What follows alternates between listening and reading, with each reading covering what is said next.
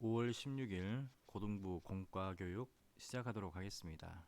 오늘은요, 우리 선생님들의 책에 있는 52페이지 C부터 시작하도록 하겠습니다. 인자의 교훈들과 배척당함입니다. 누가복음 9장에서부터 19장까지의 11개의 장에 걸쳐서 예수님은 지속적으로 배척을 당하십니다. 그러면서 예수님의 마지막 여행이 지속되고 있는데요. 이 시기부터는 인자의 사역에 대한 반대의 강도가 점점 거세지게 됩니다. 예수님은 종교 지도자들에게 그들에게 임할 저주를 선포하시면서 그들을 책망하시는데, 예수님은 배척을 당하시면서 계속 말씀을 종교 지도자들, 특히 바리새인들에게 가르치고 있는 모습이 보입니다. 특별히 누가복음 9장에서부터 이 19장에는요. 잘 알려진 비유와 이야기들이 많이 기록되어 있습니다. 선한 사마리아인의 비유, 마리아와 마르다의 이야기, 이런 것에 대한 비유, 그리고 부자와 나사로, 10명의 나병 환자, 그리고 바리새인과 세리의 기도에 관한 비유, 그리고 삭개오 이야기가 거의 이 부분에서 나오게 되죠. 누가는 예수님의 사역의 의미심장한 전환점과 함께 그를 향한 배척이 더욱더 커지는 것을 기록하고 있습니다. 예수님은 자신의 헌신을 보여주시면서 너희도 이렇게 하라, 헌신을 가르쳐 주십니다. 예수께서 승천하실 기약이 차감해 예루살렘을 향하여 올라가기로 굳게 결심하시고, 바로 이제 예수님께서 승천하실 기약이 그 날이 가까우니까 이제 굳게 결심하시고 이제 가르치기 시작하시는 것이죠. 예수님은 그 예고된 배신과 죽음과 그리고 부활을 통해서 그 일을 완성하시기 위해서 정해진 운명을 따라서 예루살렘으로 행하시죠. 그리고 제자들은 사마리아에서 배척을 당하고 예수님은 헌신에 대해서 가르치기 시작합니다. 자, 여기에서는요, 제자들의 헌신된 삶에서 배척이 분명히 따르지만은 이 배척자들조차도 하나님의 나라에 들어갈 수 있도록 도와야 한다라는 것을 보여주고 있습니다. 그리고 헌신이라는 것은 뒤돌아보지 않는 것이다라는 것을 우리들에게 알려주고 있습니다. 자, 그리고 예수님은요 70명을 팔송하시면서 그들은 사역을 마치고 기뻐서 돌아오고 예수님이 그들을 칭찬하는 모습이 누가복음 10장에 나와 있습니다. 70인이 기뻐하여 돌아와 이르되 주여 주의 이름이면 귀신들도 우리에게 항복하더이다. 그래서 예수님께서 말씀하시죠. 그러나 귀신들이 너희에게 항복하는 것으로 기뻐하지 말고 너희 이름이 하늘에 기록된 것으로 기뻐하라 하시니라 했습니다. 그리고 우리가 여기에서 배워야 될 것은 믿는 자에게는 다른 무엇보다도 하나님과의 인격적인 관계가 형성된다는 것을 우리에게 알려주고 있죠. 그것이 가장 중요한 것이다 라는 것을 보여주고 있습니다. 예수님은 선한 사마리아인의 비유를 통해서 이웃사랑과 누가 진정한 이웃인지를 가르쳐주고 있습니다. 우리가 지난주에 선한 사마리아인에 대한 누가 진정한 이웃이냐에 대해서 우리가 배워보게 되었죠. 설교 시간에. 그래서 진정한 이웃은 대상을 가리지 않고 예수님의 마음으로 자비를 베푸는 것, 하나님의 눈으로 사람을 보는 것, 우리의 이웃이 내가 중심이 아니라 우리의 도움이 필요한 사람들이 우리의 진정한 이웃이다라는 것을 알려줘야 됩니다. 자, 그리고 예수님은 마르다와 마리아의 이야기를 통해서 제자도의 우선순위를 가르쳐주고 있습니다. 주께서 대답하여 이르시되 마르다야 내가 많은 일로 염려하고 근심하나 몇 가지만 하든지 혹은 한 가지만이라도 족하니라. 마리아는 이 좋은 편을 택하였으니 빼앗기지 아니하리라 하시니, 이 마르다의 투정, 이 마리아는 일도 하지 아니하고 예수님 곁에서 말씀만 듣고 있습니다. 제발 그에게 나를 도와달라고. 그 모습을 이제 마르다가 이제 질투를 하게 되죠. 그래서 제자도의 가장 중요한 요소는 우선적으로 예수님의 가르침에 귀를 기울이는 것이다라는 것을 말해주고 있습니다. 자, 그리고 예수님은 기도와 순종과 사랑을 가르쳐 주고 있습니다. 주님께서 가르쳐 주신 기도의 핵심, 하나님을 경외하고 하나님의 계획과 목적을 따르며 영육 간의 기본적인 필요를 채워달라고 요청하는 것이다 라고 알려주고 있습니다. 그리고 누가는 예수님이 제자들에게 제자도의 실제적인 문제들을 가르치심을 기록하고 있습니다. 제자들에게 탐심, 그리고 충성, 회개, 겸손, 제자도, 전도, 물질, 용서, 섬김, 감사, 재림, 구원 같은 실제적인 문제에 대해서 예수님께서 가르쳐 주십니다. 그러면서 예수님은 긴 여정을 가야 되는 제자들에게 몇 가지 명령을 주시죠. 위선을 조심해라, 하나님을 두려워해라, 예수님을 공개적으로 시인해라, 그리고 공개적으로 예수님을 어떻게 시인할지 염려하지 마라 라는 것을 알려주고 있습니다. 예수님을 믿는다는 사실을 공개적으로 알리는 것이 두려움과 수치의 대상이 아니라 자랑거리가 돼야 된다. 예수 믿는 것이 오늘날에는 정말 대놓고 예수님 믿습니다라고 하는 것이 무사람들의 손가락질을 받을 수 있는 부분이지만, 우리가 그럼에도 불구하고 우리의 모습을 보고, 우리 마태복음 5장에 보면은 너희로 착한 행실을 보고 아버지께 칭찬을 받아라 라는 그 말씀처럼 예수 믿는 사람들의 모습, 그 속에서 하나님께 영광 돌릴 수 있는 삶을 살아야 된다는 것을 알려주고 있습니다. 예수님은 한 부자의 재물을 쌓아두는 비유를 통해서 부에 대해서 이제 공개를, 교훈을 주시죠. 누가복음 12장 20절에 하나님은 이르시되 어리석은 자여 오늘 밤에 내 영혼을 도로 찾으리니 그러면 내 준비한 것이 누구의 것이 되겠느냐. 하나님께 대하여 부여치 못한 자가 이와 같으니라 라고 했습니다. 이 탐욕이라는 것이 이기주의, 그리고 물질주의, 그리고 쾌락주의가 있습니다. 하나님에 대하여 부여하지 못한 자는 한마디로 어리석은 사람이다 라는 것을 알려주고 있죠. 이 재물이라는 것이 쌓아두는 것이 아니라 생명 있는 동안에 우리를 향한 하나님의 목적을 위해서 지혜롭고 적절하게 그리고 충성스럽게 사용하는 것이 바로 지혜로운 부자가 되는 길입니다. 예수님은 제자들에게 삶의 기본적인 필요를 위해서 염려하지 말라고 말씀하십니다. 이 염려라는 것이 마음이 갈라져서 산란해지는 것이죠. 분주해지는 것이죠. 그래서 염려라는 것은 어리석은 것이다 라고 말씀해주고 있습니다. 이 산다는 것은 사람이 무엇을 먹고 마시는가 보다 훨씬 더 중요한 것이기 때문에, 염려라는 것이 어리석은 일이라는 것이죠. 이 염려는 쓸데없는 것이다 또 이야기를 해주시고요. 상황을 바꿀 수 없기 때문에 그 쓸데없는 것이다 라고 이야기를 해주고 있습니다. 또한 염려는 신실하지 못한 것이다.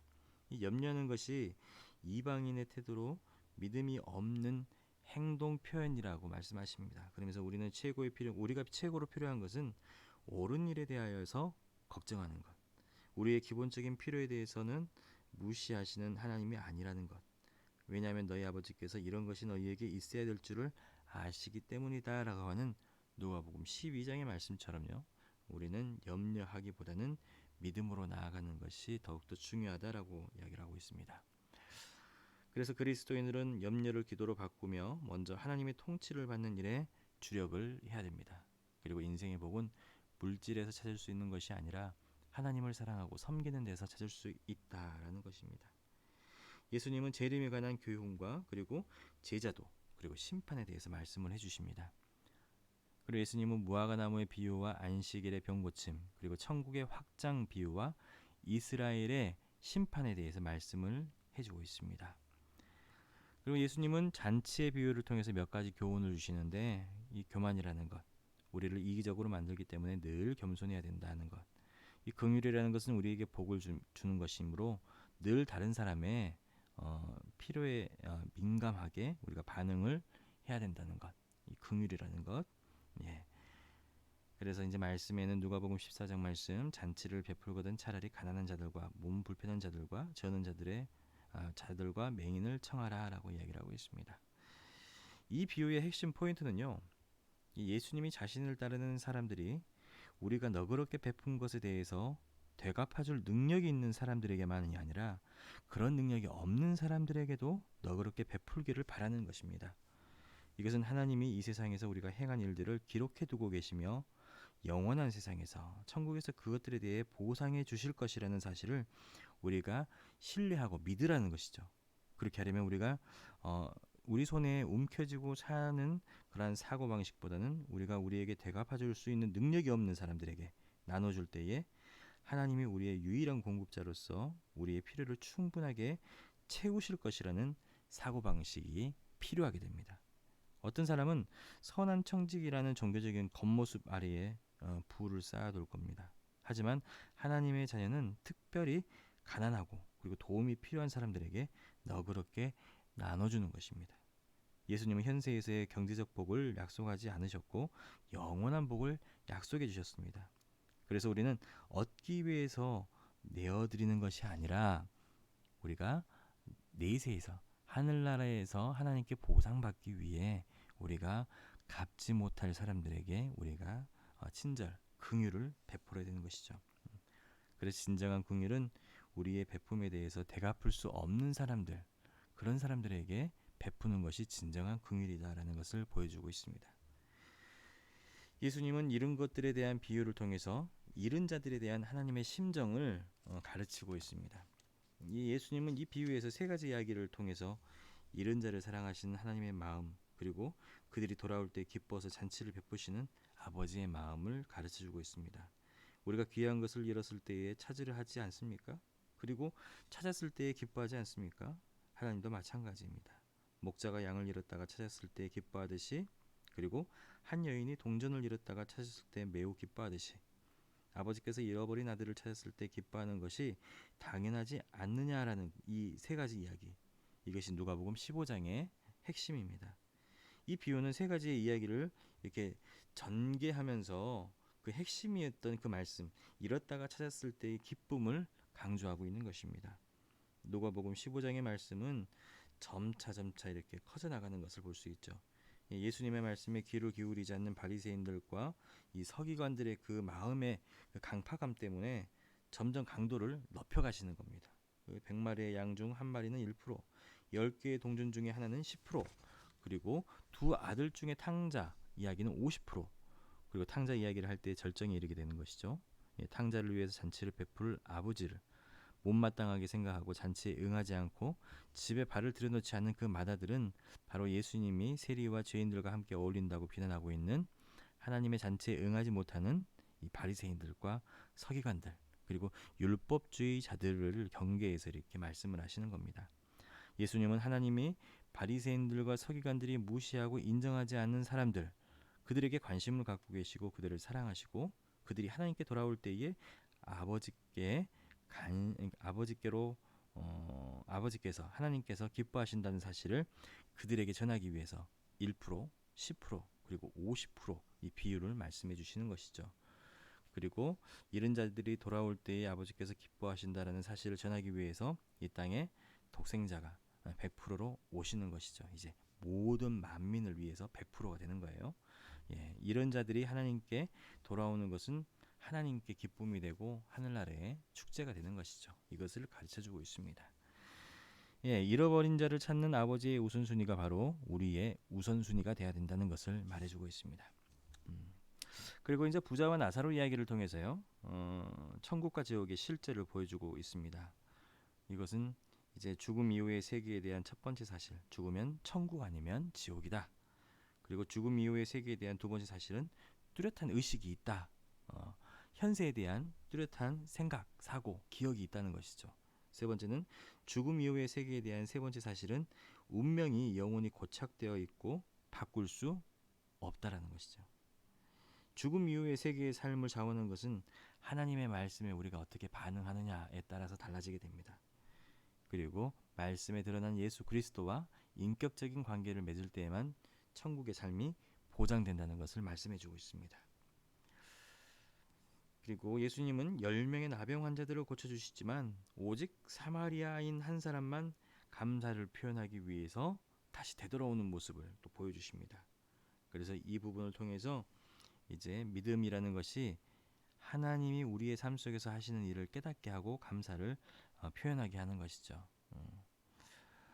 많은 사람들이 감사할 일들이 넘쳐나고 있습니다. 그런데 진정으로 이것이 하나님께서 우리에게 해 주셨습니다라고 고백하는 것이 결코 쉽지만은 않다는 것을 보여주고 있어요. 10명 중에 1명이 그렇게 한다는 것은 10명 중에 9명이 그렇게 한다는 것은 쉬운 일이지만은 10명 중에 1명이 한다는 것은 결코 쉬운 일이 아니라는 것이죠. 감사라는 것이 쉬운 일이 아니라는 거예요. 연습을 해야 되고 계속해서 우리가 예수님께로 나아가는 훈련이 필요하다는 것입니다. 그래서 우리 학생들에게도 작은 일에도 감사할 줄 알고, 그리고 일상을 살아가면서도, 학교를 다니면서도, 그리고 우리가 뭐 학원에서나 아니면 학구들과 그리고 교우들과 그 사이에서도 항상 작은 것에 감사하는 연습을 해야 된다는 것을 강조해 주시면 좋을 것 같습니다. 예수님은 또한 억울한 과부와 재판장의 비유를 들어서 기도에 대해서 가르치고 있습니다. 어떻게 기도를 해야 되는가? 하나님께서 그 밤낮 부르짖는 택하신 자들의 원한을 풀어주지 아니하시겠느냐? 그들에게 오래 참으시겠느냐라고 이야기를 하고 계시죠. 그걸 보면서 우리는 모든 제자들에게는 그들의 필요를 하나님께서 채우실 것을 믿고 포기하지 않고 끈기 있게 기도하라는 것을 가르쳐주고 있습니다. 성경에 보면 불의한 재판관이라고 이게 제목이 붙여 있어요. 근데 불의하다, 그 불쌍한 과부의 음성을 듣지 않는다, 말을 듣지 않는 그 불의한 재판관도 꽤 끈질긴 노력을 통하여서 계속해서 이야기를 하니까 들어주게 되는 거잖아요. 하물며라는 이야기를 쓰면서 하나님께서 그 밤낮 부르짖는 택하신 자들의 원한을 풀어주지 아니하시겠느냐라고 강조를 하고 있습니다. 기도할 것이 있으면은 하나님께 간절히 밤낮으로 간구하게 되면은 들어주실 것이다. 하물며라고 이야기하고 있습니다. 예수님은 바리새인과 세리의 대조적인 기도를 통해서 교훈을 주십니다. 바리새인들은 서서 따로 기도하고, 그리고 다른 사람들이 보게끔 하고, 그리고 나는 어떻게 헌금을 하고, 이런 것들을 자랑하듯이, 하나님께 기도하는데 자랑하듯이 하죠. 그런데 세리는 멀리 서서 감히 하늘을 쳐다보지도 못하고 하나님이여 불쌍히 여기소서 나는 죄인이로소이다 라고 하면서 그렇게 아무 말도 못하고 기도하는 모습 보여주고 있습니다. 이 진정한 기도라는 것은 자신의 경건성이나 업적을 사람들에게 알리는 것이 아니라 자신이 죄인이라는 것 사실을 하나님께 말씀드리고 그분의 자비를 구하는 것이 바로 필요하다는 겁니다. 그리고 예수님은 삭개오의 이야기를 통해서 잃은 자를 구원하려고 오신 예수님의 목적을 말씀하고 있습니다. 이 인자가 온 것은 잃어버린 자를 찾아 구원하려 함이니라 라고 이야기를 하고 있죠. 이 구원이라는 것은 회개와 생활 방식의 변화를 초래하고 있습니다. 또 신앙의 성장은 물질에 대한 집착을 버릴 때에 비로소 시작이 된다는 것을 말해주고 있습니다. 이 삭개오 사건을 통해서 이 구원이라는 것, 우리가 변해야 된다는 것이죠. 예수님을 믿고 단지 믿음으로 끝나는 것이 아니라 우리의 삶이 변해야 된다는 것을 이야기하고 있어요. 그리고 신앙의 성장이라는 것은 우리가 가지고 있는 것들, 움켜쥐고 있는 것들, 하나님보다 더욱더 소중하게 생각하는 것들을 우리가 내려놓을 때 비로소 성장이 시작된다는 것을 말해주고 있습니다. 여기까지고요. 다음 시간 1시간 개관을 더 하게 될 텐데요. 예수님의 말씀을 통하여서 한 소절 한 소절이 다 비유를 통해서 우리들에게 이미 잘 알려져 있는 말씀들을 표현을 하고 있습니다. 공과를 지금 영상을 공부하실 때에 제가 미처 말씀드리지 못한 그 가로 안에 있는 누가복음 몇 장 이렇게 내용들을요 먼저 한 번씩 찾아보시고 읽어보시고 난 다음에 공부를 하시면은 더욱더 쉽게 우리가 받아들일 수 있을 것 같습니다. 남은 시간도 공부 열심히 하시고요. 학생들을 위해서 잘 가르쳐 주시면 감사하겠습니다. 공부할 때 제가 보고 있습니다. 어떤 선생님들이 잘 가르치고 있는지 보고 있어요. 열심히 또 힘내주시기 바랍니다. 그래요. 또 수고하셨습니다. 또 주일날 밝은 모습으로 뵙도록 하겠습니다.